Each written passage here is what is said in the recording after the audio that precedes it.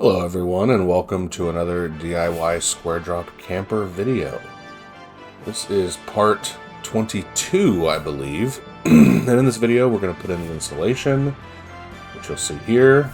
We'll do the electrical work, where there's a rear light on the outside, as well as two lights pointing into the galley from the inside.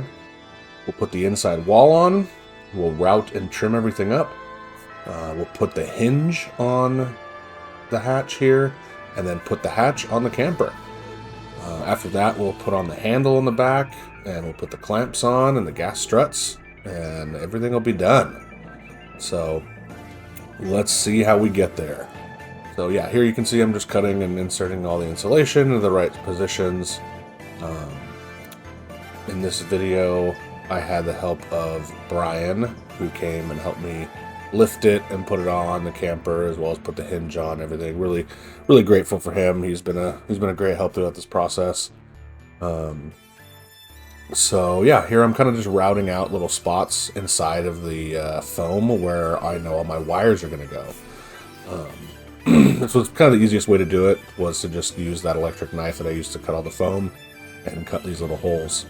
So in the last video you might have seen that I put in a light and I proceeded to immediately drill in the back and cut all those wires. This is a new light, and I'm putting on the butyl tape on the back, and I'm putting this light exactly where it was, and then I'm protecting it. Because setting this down on that light would certainly destroy it.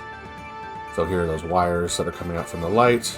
You can see them there on the left, and then here's me running the other wires that go between the two lights that are coming. So they're both going to be on the same circuit, and so I just connected them together, and then there's just one set of wires going out to the power, and then there'll be an additional 4 wires coming from that brake light on the rear that go through the hatch up into the galley, and then from the galley put a hole in the floor and put it down through the floor to connect to all my other lights.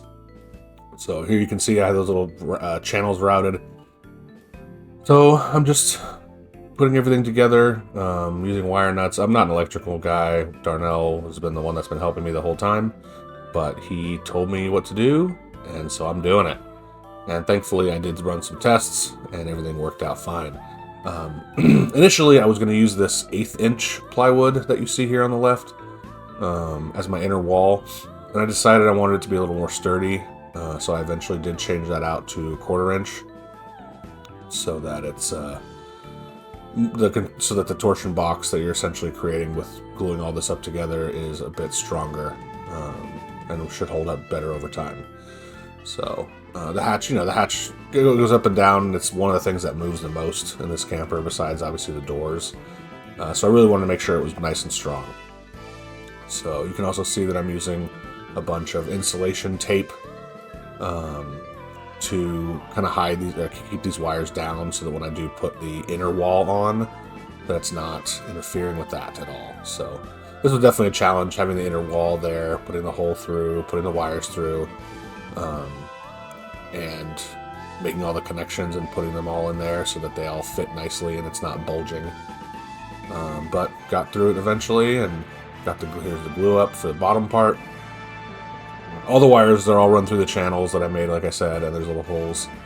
And so the lights are pretty much good to go there. And I double-checked them and turned them on before I closed everything up. So I got all my clamps on, all my heavy stuff, and now I'm routing those cables up through the corner, which is going to be right where my control center is.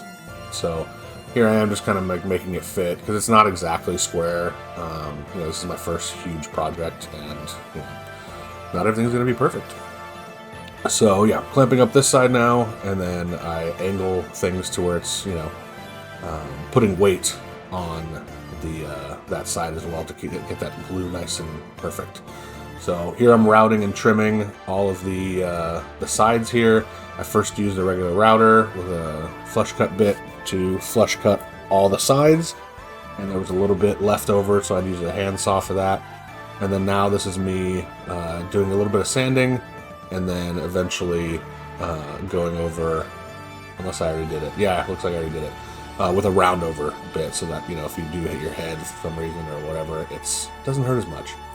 So this is just one coat of the Halcyon that I'm using here. I have yet to actually go over it again with a couple more coats.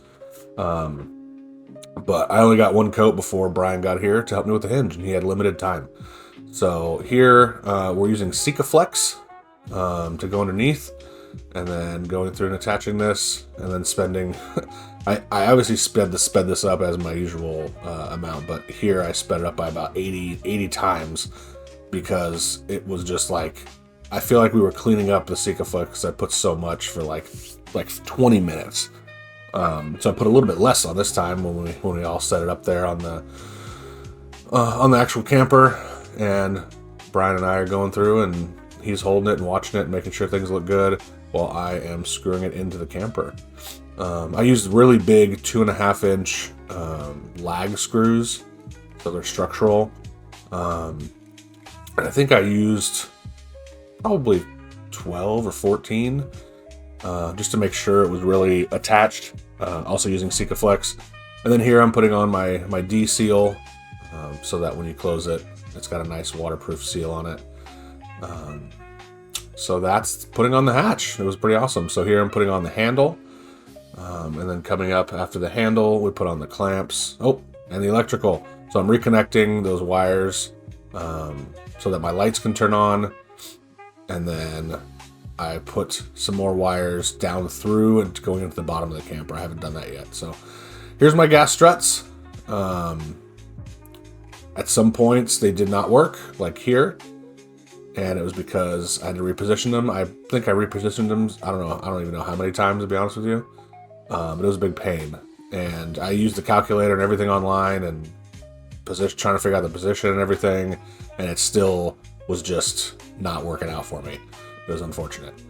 So, I think in this one, it is still incorrect. Let's see. Yeah. Nope, that one was right. Good job.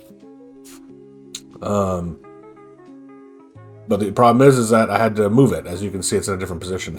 So here I moved it to where it'll kind of close already on its own, or at least stay closed, or go very slowly. So here I am attaching the side of the clamps that are going on the opposite end of the camper along the wall, and then I'm actually attaching the clamps to the hatch itself so that I can easily just close it up with the latches, make sure it doesn't fly open, and we're good to go. So I did have to remove the other ones because I forgot to use butyl tape on one side, but I did it on this side where I used butyl tape, and so I redid the other side. And here's the actual inside where it's closing, and you can see that I have maybe 3/4 of an inch or so still left in the gasket, or the gas strut, which is great. You know, if you like my content, please like and subscribe. We got more coming up. The camper should be done within the next month, so really excited about that. And here's a final little video I took on my phone where I'm unlatching.